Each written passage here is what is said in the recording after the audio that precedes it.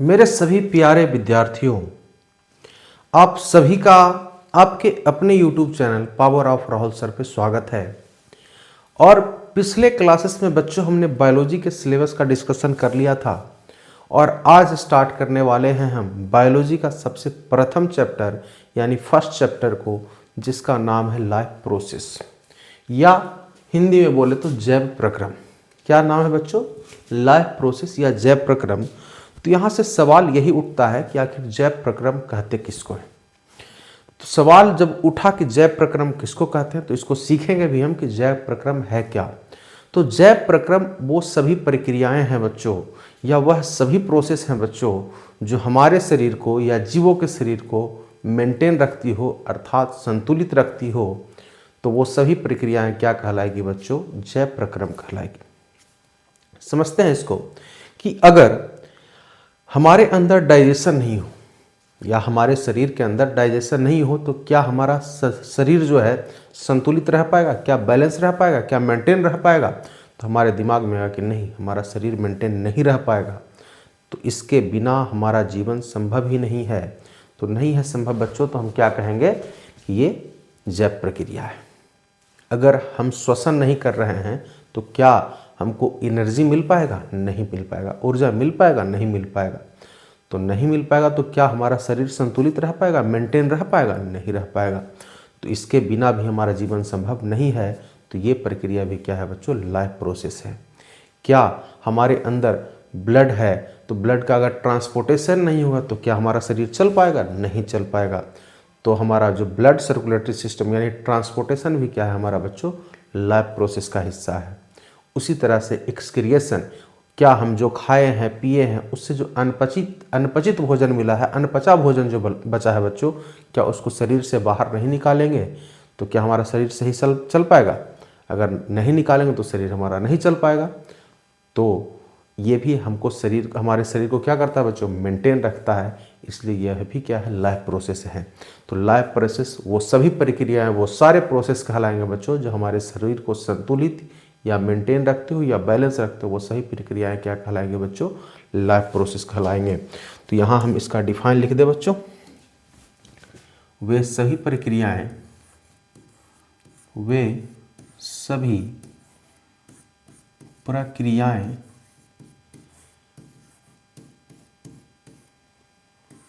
जो जीवों के शरीर को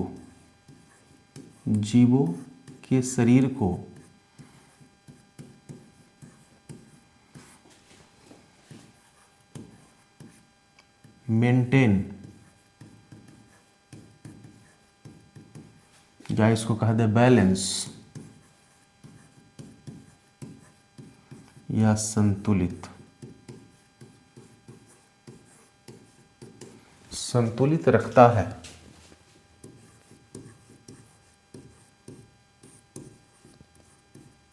वे सभी प्रक्रियाएं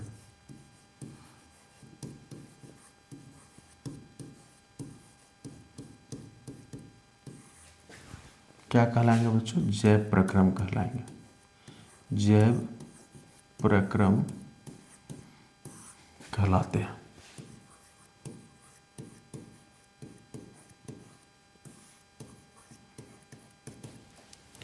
चलिए हम इसके एग्जाम्पल्स की बात करें तो इसका जो एग्जाम्पल है बच्चों, क्या इसका उदाहरण जो है, सबसे पहला क्या है बच्चों?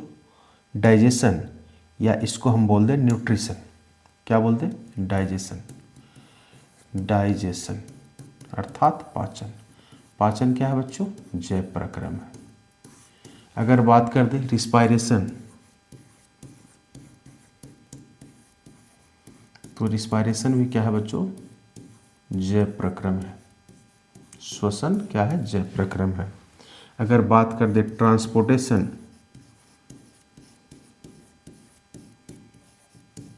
ट्रांसपोर्टेशन भी क्या है बच्चों?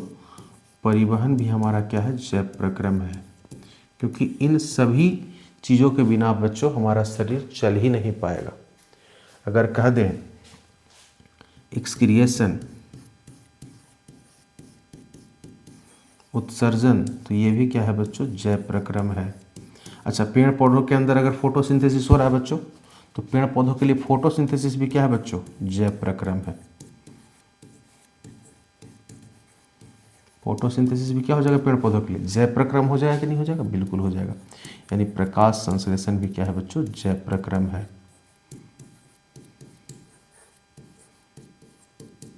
ये सारे आपके क्या हो गए? जैव प्रक्रम हो गए। क्या क्लियर है बच्चों? अब बढ़ते हैं आगे। अगर बात करें बच्चों कि जैव प्रक्रम का अध्ययन क्या कहलाता है, अगर हम इन सभी चीज़ों का अध्ययन कर रहे हैं तो ये जैव प्रक्रियाओं का अध्ययन कर रहे हैं, पाचन का अध्ययन कर लिए, श्वसन का अध्ययन कर लिए, परिवहन का अध्ययन कर रहे हैं, तो जैव प्रक्रम का अध्ययन कर रहे हैं, तो जैव प्रक्रम का अध्ययन क्या कहलाता है बच्चों? तो फिजियोलॉजी कहलाता है, शरीर क्रिया विज्ञान कहलाता है। क्या कहलाता है? शरीर क्रिया विज्ञान कहलाता है। तो अगले लाइन में हम लिखेंगे जैव प्रक्रम का अध्ययन, जैव प्रक्रम का अध्ययन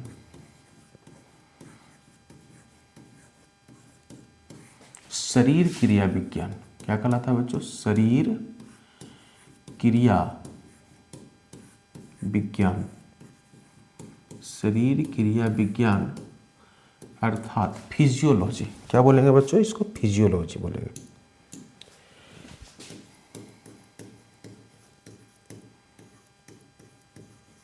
शरीर क्रिया विज्ञान कहलाता है।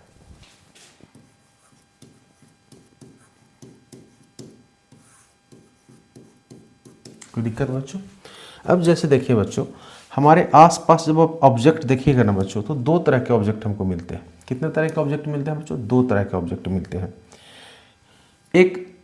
दो तरह के सजीव मिलते हैं। दो तरह के सजीव कौन कौन मिलते हैं बच्चों? जनरली जब हम बात करेंगे तो अगर लिविंग्स की बात करें बच्चों, यानी सजीव की बात करें ना, तो सजीव आपका दो तरह का हमारे आसपास में मिलता है। जनरली की मैं बात कर रहा हूँ बच्चों, प्रायः कितने तरह के मिलते हैं? दो तरह के। तो एक हो गया बच्चों पादप, प्लांट। क्या हो गया बच्चों? प्लांट। और दूसरा क्या हो गया बच्चों? एनिमल, यानी जंतु। जंतु, एनिमल।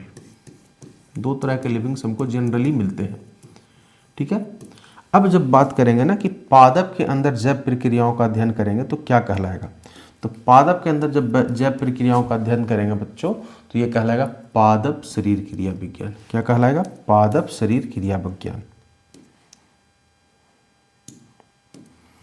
पादप शरीर क्रिया विज्ञान। क्रिया विज्ञान यानी पादपों के जैव प्रक्रम का अध्ययन क्या कहलाएगा बच्चों? पादप शरीर क्रिया विज्ञान। इंग्लिश में इसको बोलेंगे प्लांट फिजियोलॉजी। क्या बोलेंगे बच्चों? Plant physiology. उसी तरीके से बच्चों अगर हम बात करें कि जंतुओं के जैव प्रक्रम का अध्ययन क्या कहलाएगा बच्चों? तो कहलाएगा जंतु शरीर क्रिया विज्ञान। जंतु शरीर क्रिया विज्ञान। इंग्लिश में बोलेंगे एनिमल फिजियोलॉजी। क्या बोलेंगे बच्चों इसको? Animal physiology. एनिमल फिजियोलॉजी यानी जैव प्रक्रम का अध्ययन क्या कहलाता है बच्चों? शरीर क्रिया विज्ञान यानी फिजियोलॉजी कहलाता है। और जनरली हमारे तरफ दो तरह के जीव हमको देखने को मिलते हैं, एक प्लांट और दूसरा जंतु। तो प्लांट का जब लाइफ प्रोसेस का अध्ययन करेंगे तो प्लांट फिजियोलॉजी कहलाएगा, और जब जंतुओं के जैव प्रक्रम का अध्ययन करेंगे तो वो एनिमल फिजियोलॉजी कहलाएगा। क्लियर है बच्चों? अगर बात करें बच्चों कि इस पादप प्लांट फिजियोलॉजी के फादर, यानी प्लांट फिजियोलॉजी के फादर की बात करें, प्लांट फिजियोलॉजी फादर यानी कि पादप शरीर क्रिया विज्ञान के जनक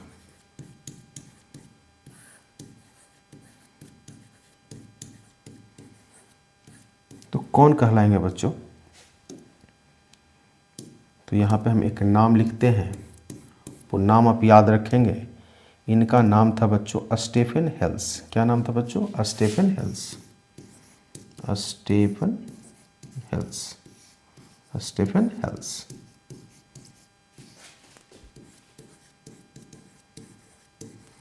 स्टीफन हेल्स, क्या नाम है इनका? Stephen Hales. लेकिन अगर बात करें इंडियन प्लांट फिजियोलॉजी के फादर, यानी भारत में कौन है, भारत की अगर बात करें इंडियन फादर कौन है, यानी भारतीय जनक कौन है, प्लांट फिजियोलॉजी के भारतीय जनक कौन है, तो ये है बच्चों जगदीश चंद्र बोस। कौन है? जगदीश चंद्र बोस। जगदीश चंद्र बोस। क्या कोई दिक्कत है बच्चों? हमने क्या पढ़ा बच्चों? जैव प्रक्रम किसको कहते हैं? तो वो सभी प्रक्रियाएं बच्चों जो हमारे शरीर को मेंटेन रखती हो या संतुलित रखती हो, वो जैव प्रक्रम कहलाते हैं। जैव प्रक्रम के कुछ एग्जाम्पल्स भी हमने देखा, जैसे digestion, respiration, transportation, excretion, photosynthesis, ये सब जैव प्रक्रम के उदाहरण थे बच्चों। उसके बाद हमने कहा कि जैव प्रक्रम का अध्ययन क्या कहलाता है? फिजियोलॉजी कहलाता है, शरीर क्रिया विज्ञान कहलाता है। और हमारे तरफ जो लिविंग्स हैं बच्चों वो पादप और जंतु हैं, तो पादप के जैव प्रक्रम का अध्ययन कहलाएगा प्लांट फिजियोलॉजी, और जंतुओं के शरीर क्रिया विज्ञान का अध्ययन कहलाएगा एनिमल फिजियोलॉजी। और प्लांट फिजियोलॉजी के फादर स्टीफन हेल्स हैं, और इंडिया में भारतीय जनक कौन है बच्चों? प्लांट फिजियोलॉजी के जगदीश चंद्र बोस हैं। इतना हमने पढ़ लिया। अब चाहें तो एक बार स्क्रीनशॉट भी अच्छे से ले सकते हैं। उसके बाद देखेंगे बच्चों कि सराउंडिंग ऑब्जेक्ट हमारे तरफ क्या है। हमारे चारों ओर की वस्तुएं दो ही प्रकार की वस्तुएं हैं, या तो सजीव है यानी लिविंग है, या तो नॉन लिविंग है। तो अब हम पढ़ेंगे difference between living and non living. क्या पढ़ेंगे बच्चों? Difference between living and non living.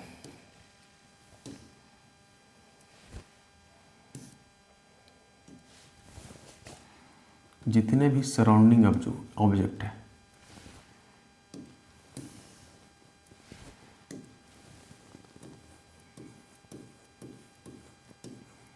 Surrounding object, जितने भी सराउंडिंग ऑब्जेक्ट हैं बच्चों वो क्या है? या तो लिविंग से बच्चों, या क्या है? नॉन लिविंग से। या तो लिविंग से, या क्या है? नॉन लिविंग से।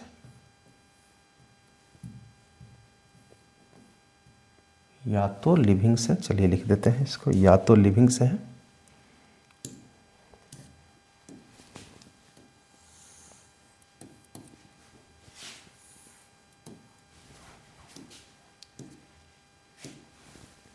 या तो लिविंग से है यानी सजीव है,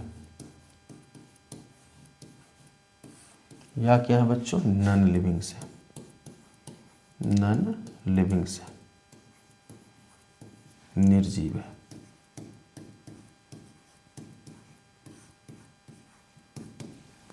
यही दो चीज हमारे चारों ओर है बच्चों। क्या कोई दिक्कत? नहीं।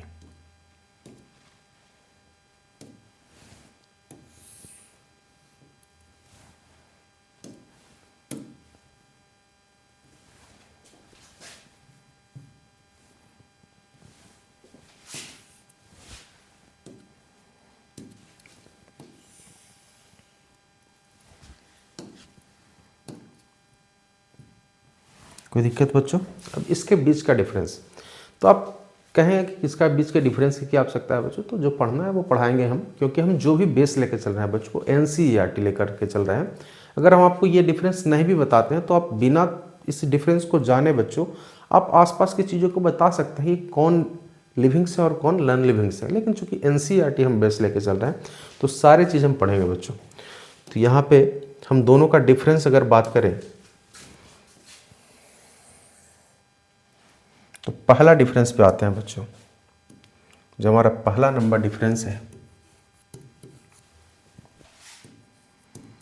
कहता क्या है पहला नंबर डिफरेंस? कि जितने भी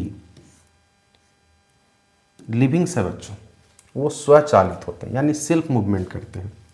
तो सजीव क्या करते हैं बच्चों? सजीव स्वचालित होते हैं, स्वचालित होते हैं, यानी सेल्फ मूवमेंट होते हैं। इसमें क्या होता है? Self movement. सेल्फ मूवमेंट सजीव स्वचालित होते हैं, यानी खुद से चल सकते हैं ये। लेकिन निर्जीव स्वचालित नहीं होते हैं, यानी ये खुद से नहीं चल सकते हैं। निर्जीव स्वचालित नहीं होते हैं। निर्जीव स्वचालित नहीं होते हैं।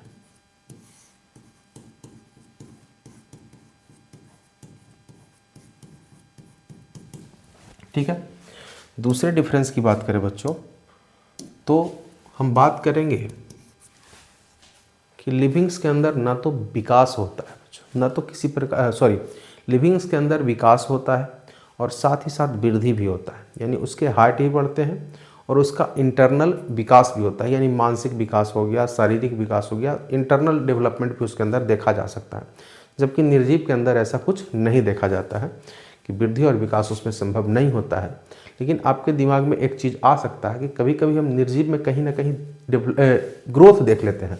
कैसे? जैसे कि माउंट एवरेस्ट की ऊंचाई की बात करें तो पहले 8,848 था, जो अब 8,850 हो चुका है। तो यहाँ जो 2 मीटर का हाइट बढ़ा है बच्चों, वो निर्जीव ही है, फिर भी उसमें हाइट बढ़ा है। तो हम यहाँ पे एक चीज़ कह सकते हैं कि निर्जीव में भी कभी कभी हाइट देखने को, ग्रोथ देखने को मिल जाता है। लेकिन चूंकि हम उसको हटा कर की बात कर रहे हैं, यानी चूंकि हम 10th लेवल पे बात कर रहे हैं, तो हम बात कर रहे हैं कि सजीव में वृद्धि होता है, साथ ही साथ विकास होता है, जबकि निर्जीव में वृद्धि और विकास नहीं होता है। लेकिन जैसे ही आप इसी को आप 12th लेवल पे, 11th लेवल पे बात कीजिएगा, तो वहाँ हम कहें कि सजीव में भी विकास होता है, सजीव में भी वृद्धि होता है और निर्जीव में भी थोड़ा बहुत वृद्धि देखने को मिलती है। लेकिन यहाँ हम बात करेंगे तो लिखेंगे सजीव में वृद्धि और विकास नहीं होता है, सजीव में वृद्धि और विकास होता है, जबकि निर्जीव में वृद्धि और विकास नहीं होता है। क्या लिखेंगे? सजीव में वृद्धि और विकास होता है। सजीव में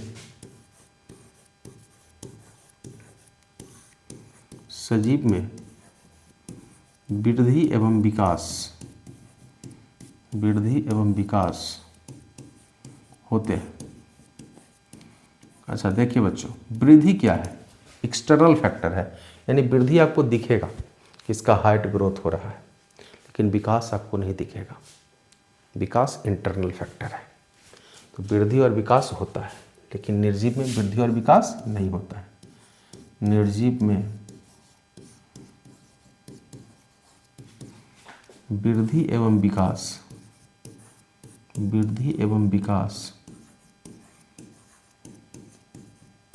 नहीं होता है।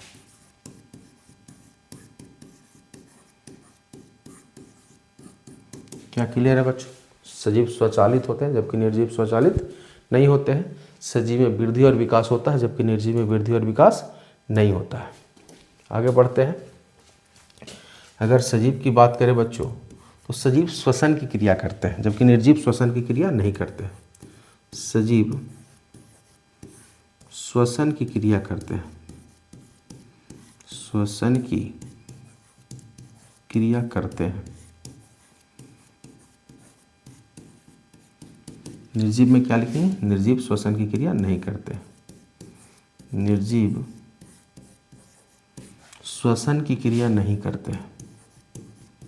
श्वसन की क्रिया नहीं करते।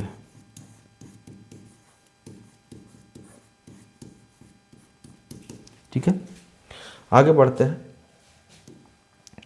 आगे लिखते हैं 4 नंबर डिफरेंस। तो आप जानेंगे बच्चों कि सजीव के अंदर चेतनाएं और संवेदनाएं होती है। जैसे किसी सजीव को अगर चूटी काट रहा है, पिंच कर रहा है, तो उसको दर्द का अनुभव होगा, लेकिन निर्जीव में ऐसा आप फील नहीं कर सकते। निर्जीव को कुछ भी करेंगे तो उसको फील नहीं होगा। यानी सजीव में एक तरह की फीलिंग्स होती है, संवेदनाएं होती हैं, जबकि निर्जीव में ये फीलिंग्स और संवेदनाएं नहीं होती है। तो यहाँ लिखेंगे सजीव में संवेदनाएं होती है। सजीव में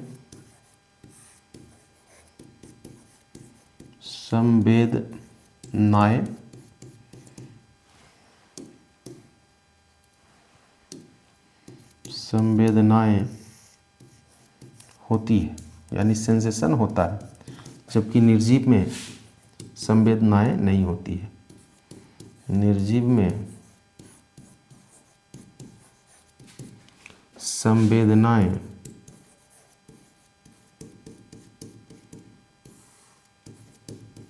नहीं होती है।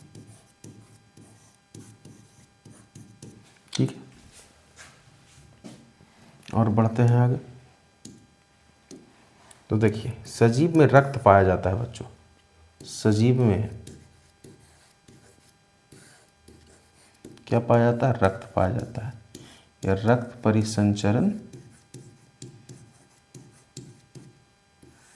तंत्र होता है, जबकि निर्जीव में रक्त होता ही नहीं। निर्जीव में रक्त उपस्थित नहीं होता है। रक्त उपस्थित नहीं होता है। क्या क्लियर है बच्चों? सजीव और क्या करते हैं बच्चों? प्रजनन करते हैं, जबकि निर्जीव प्रजनन नहीं करते हैं।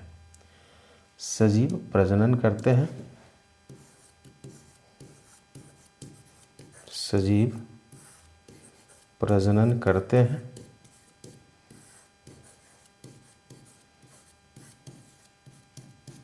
निर्जीव प्रजनन नहीं करते हैं। निर्जीव प्रजनन नहीं करते हैं।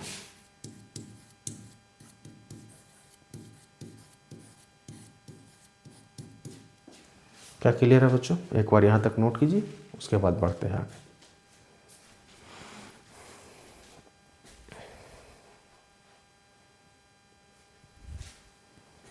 चलिए बढ़े आगे।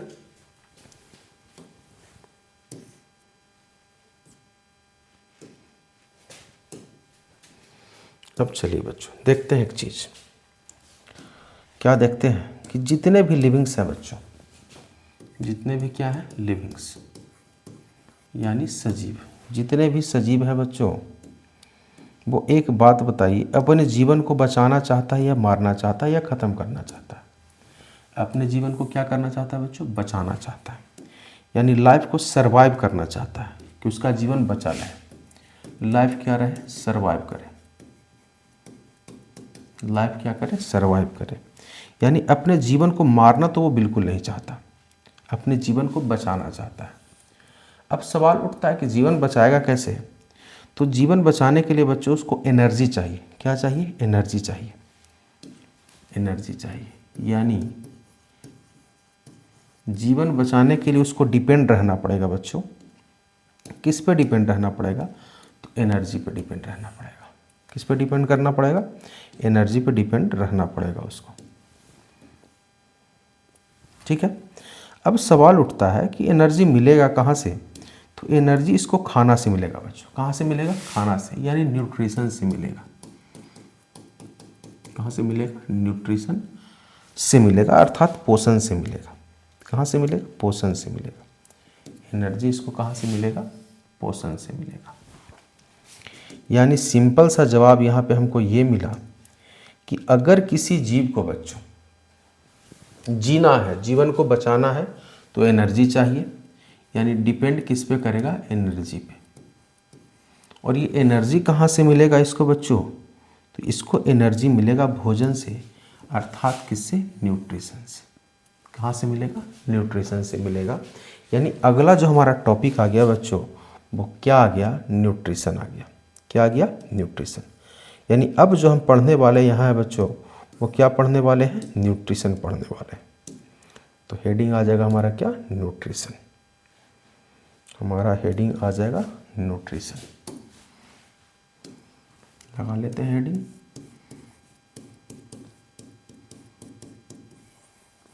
हमारा हेडिंग क्या आ गया? न्यूट्रिशन।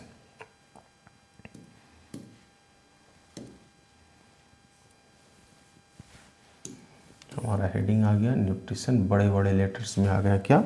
न्यूट्रिशन। और न्यूट्रिशन को हिंदी में हम बोलते हैं बच्चों पोषण। क्या बोलते हैं? पोषण। पोषण। यानी अब जो हमारा हेडिंग आ गया बच्चों, वो सिंपल वे में एक नया टॉपिक आ गया है न्यूट्रिशन, जो हमारा सिलेबस है। क्या है बच्चों? हमारा सिलेबस है। तो ये आ गया न्यूट्रिशन। अब सवाल उठता है न्यूट्रिशन कहते किसको है बच्चों? तो न्यूट्रिशन वो प्रोसेस है बच्चों, यानी वो प्रक्रिया है बच्चों जिसमें जीव अपना भोजन ग्रहण करते हैं ऊर्जा प्राप्ति के लिए। यानी कि एक प्रक्रिया जिसमें जीव भोजन ग्रहण करते हैं ऊर्जा की प्राप्ति के लिए, ताकि वो अपने जीवन को क्या कर पाएँ, सर्वाइव कर पाएँ इस दुनिया में। तो प्रक्रिया क्या कहलाएगा बच्चों? पोषण कहलाएगा। तो लिख लेते हैं यहाँ पे, डिफाइन क्या हो गया बच्चों? वह प्रक्रिया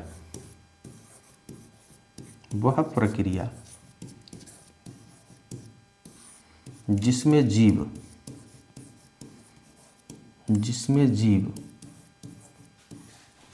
भोजन को प्राप्त करते हैं या भोजन को गेन करते हैं, भोजन को प्राप्त करते हैं या ग्रहण करते हैं, ग्रहण करते हैं ऊर्जा प्राप्ति के लिए, ऊर्जा प्राप्ति के लिए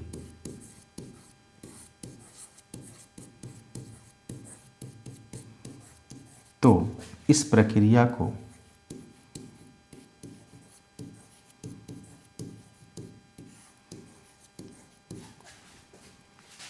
हम पोषण कहते हैं। क्या कहते हैं? पोषण कहते हैं। यानी कि वो प्रक्रिया जिसमें जीव भोजन को ग्रहण करते हैं ऊर्जा प्राप्ति के लिए, वह प्रक्रिया क्या कहलाएगा बच्चों? पोषण कहलाएगा। अब जिस चीज़ को हम ग्रहण करते हैं, यानी कुछ तो पोषण में खाते पीते होंगे और उस खाने पीने से हमको कुछ ना कुछ एनर्जी मिलता होगा। जो चीज़ हमको मिलता है ना बच्चों, वो पोषक पदार्थ कहलाते हैं। यानी जो पोषण में हम ग्रहण करते हैं बच्चों, वो क्या कहलाता है? पोषक पदार्थ कहलाता है। यानी अगले लाइन में हम लिखेंगे वे पदार्थ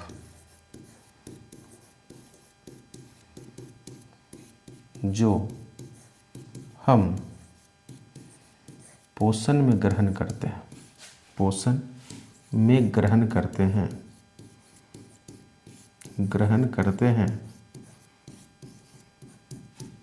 वह पदार्थ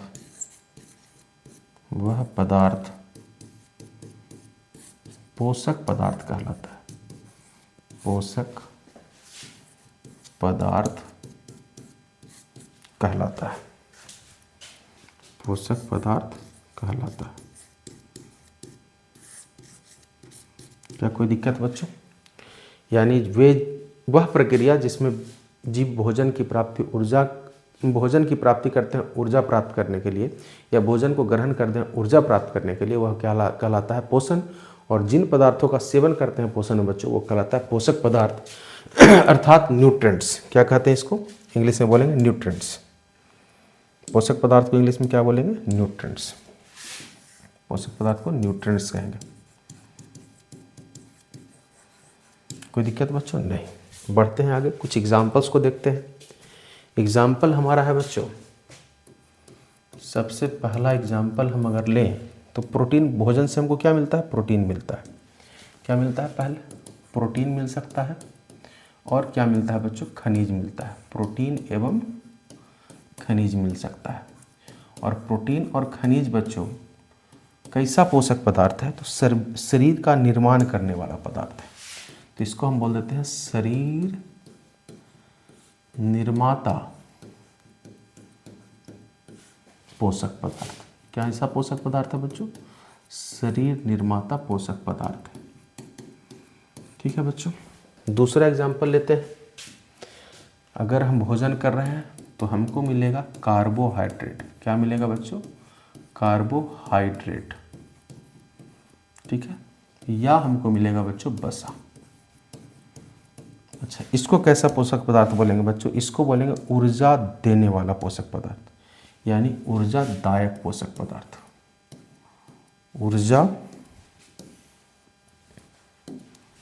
ऊर्जादायक पोषक पदार्थ। क्या बोलेंगे? ऊर्जा देने वाला पोषक पदार्थ बोलेंगे। कोई दिक्कत बच्चों? नहीं। या हमको मिलेगा विटामिन्स। क्या मिलेगा बच्चों? विटामिन्स। विटामिन्स। तो विटामिन कैसा पोषक पदार्थ होगा बच्चों? तो विटामिन होगा बीमारियों से सुरक्षा करने वाला पोषक पदार्थ। बीमारियों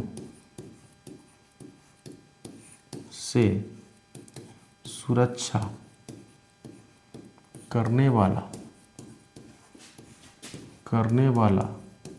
पोषक पदार्थ।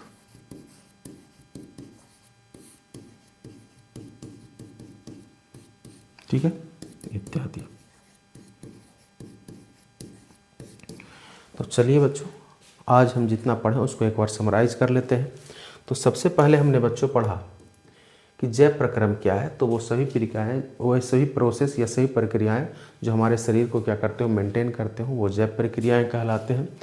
तो डाइजेशन, श्वसन, परिवहन, उत्सर्जन, प्रकाश संश्लेषण, ये सब क्या हो गए? जैव प्रक्रम हो गए। उसके बाद हमने पढ़ा कि जैव प्रक्रम का अध्ययन कहलाता है शरीर क्रिया विज्ञान या फिजियोलॉजी कहलाता है। और लिविंग हमारे चारों ओर क्या है? या तो पादप है या तो जंतु है। तो पादप के शरीर क्रिया विज्ञान का पादप के शरीर जैव प्रक्रम का अध्ययन क्या कहलाएगा? पादप शरीर क्रिया विज्ञान यानी प्लांट फिजियोलॉजी कहलाएगा। और जंतु के जैव प्रक्रम का अध्ययन जंतु शरीर क्रिया विज्ञान एनिमल फिजियोलॉजी कहलाएगा। फिर हमने पढ़ा पादप शरीर क्रिया विज्ञान के जनक कौन है? स्टीफन हेल्स हैं। और इंडिया में जनक कौन है? जगदीश चंद्र बोस है। उसके बाद पढ़ा लिविंग्स और नॉन लिविंग्स के बीच का डिफरेंस, कि लिविंग स्वचालित होते हैं जबकि नॉन लिविंग स्वचालित नहीं होते हैं। सजीव में वृद्धि और विकास होता है, निर्जीव में वृद्धि और विकास नहीं होता है। सजीव में श्वसन की क्रिया होती है, निर्जीव में श्वसन की क्रिया नहीं होती है। सजीव में संवेदनाएं होती हैं, निर्जीव में संवेदनाएं नहीं होती है। सजीव में रक्त होता है जबकि निर्जीव में रक्त नहीं होता है। सजीव प्रजनन करते हैं जबकि निर्जीव प्रजनन नहीं करते हैं। उसके बाद हमने पढ़ा कि अगर बच्चों लिविंग्स है तो लिविंग्स अपने जीवन को क्या करना चाहता है बच्चों? बचाना चाहता है, लाइफ को सर्वाइव करना चाहता है। तो लाइफ सर्वाइव करने के लिए उसको एनर्जी की आवश्यकता पड़ती है। जो एनर्जी कहाँ से मिलती है बच्चों? न्यूट्रिशन से मिलती है। कहाँ से मिलती है बच्चों? न्यूट्रिशन से मिलती है। तो सब अगला हमारा टॉपिक आ गया न्यूट्रिशन। और न्यूट्रिशन क्या था? न्यूट्रिशन एक प्रक्रिया था जिससे जीव अपना भोजन ग्रहण करते हैं ऊर्जा प्राप्ति के लिए। तो प्रक्रिया कहलाता है न्यूट्रिशन। और जिस पोषक पदार्थों को हम ग्रहण करते हैं बच्चों, वो कहलाता है पोषक पदार्थ। जिन पदार्थों का प्रयोग हम पोषण में करते हैं वो क्या कहलाता है? पोषक पदार्थ कहलाता है। और पोषक पदार्थ का एग्जाम्पल हमने देखा बच्चों, प्रोटीन एवं खनिज शरीर निर्माता पोषक पदार्थ है। कार्बोहाइड्रेट और वसा ऊर्जादायक पोषक पदार्थ है। विटामिन बीमारियों से सुरक्षा करने वाले पोषक पदार्थ हैं। तो इसके आगे के लेक्चर्स में मिलते हैं बच्चों आपसे। तब तक के धन्यवाद। जय हिंद।